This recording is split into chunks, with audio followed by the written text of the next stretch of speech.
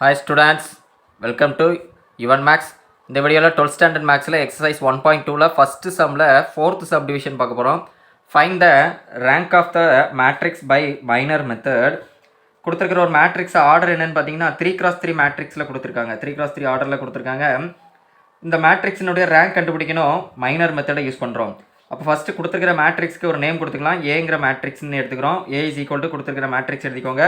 Next இதனுடைய rank கண்டுபிடிக்கிறதுக்கு minor மெத்தடில் நம்ம என்ன பண்ணுறோம், இது ஒரு ஸ்கொயர் மேட்ரிக்ஸான்னு செக் பண்ணுறோம். ஆமாம், இது வந்து ஒரு ஸ்கொயர் மேட்ரிக்ஸ் தான். என்ன ஆர்டர் பார்த்தீங்கன்னா 3x3. அப்போ இதனுடைய ரேங்க் கண்டுபிடிக்கிறதுக்கு ஃபஸ்ட்டு இதுக்கு டிட்டர்மெண்ட் வேல்யூ செக் பண்ணி பார்க்க போகிறோம். இதனுடைய டிட்டர்மெண்ட் வேல்யூ 0 ஆர் நான் 0 அப்படிங்கிறத செக் பண்ண போகிறோம்.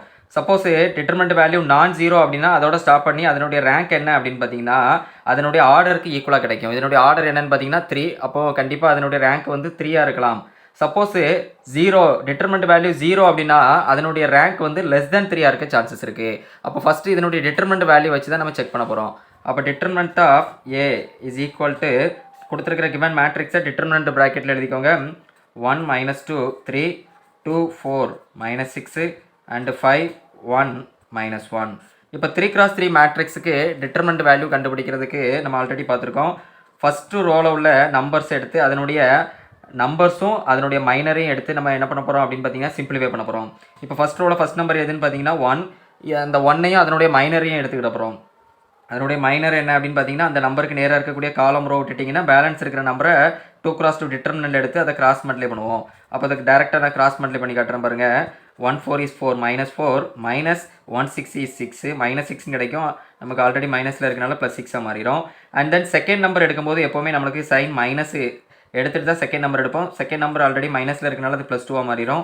தென் அதனுடைய மைனர் என்ன அப்படின்னு பார்த்தீங்கன்னா அதுக்கு நேராக இருக்கக்கூடிய காலம் ரோ விட்டுட்டு பேலன்ஸ் நம்பரை கிராஸ் மல்டிப்ளை பண்ணுங்கள். அப்போ -2 -5 6 are 30 -13 கிடைக்கும். அப்போ நமக்கு அது +30 மாறிடும். அண்ட் லாஸ்ட் நம்பர் என்னென்னு பார்த்தீங்கன்னா +3.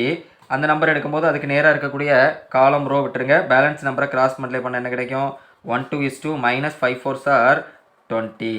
ரைட். இப்போ இதை சிம்பிளிஃபை பண்ண போகிறோம். சிம்பிளிஃபை பண்ண என்ன கிடைக்குன்னு பாருங்கள். 1 × 6 - 4 என்ன கிடைக்கும், 2 +2 × 30 - 2 என்ன வரும், 28. அண்ட் தென் 3 × 20 - 2 அதாவது 2 - 20. அப்போ 20லேருந்து 2 சப்ட்ராக்ட் பண்ணால் நம்மளுக்கு 18 மைனஸ் பெரிய நம்பர்னால -18 அப்படின்னு கிடைக்கும். இப்போ இதை சிம்பிளிஃபை பண்ண போகிறோம் பாருங்கள்.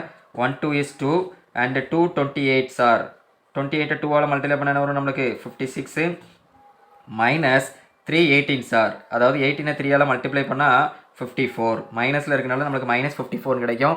இப்போ இது சிம்பிளிஃபை பண்ண போகிறோம். 56 2ஐயும் ஆட் பண்ணால் 58. 58லேருந்து 54 சப்ட்ராக்ட் பண்ணால் நம்மளுக்கு என்ன கிடைக்கும், 4 which is not equal to 0.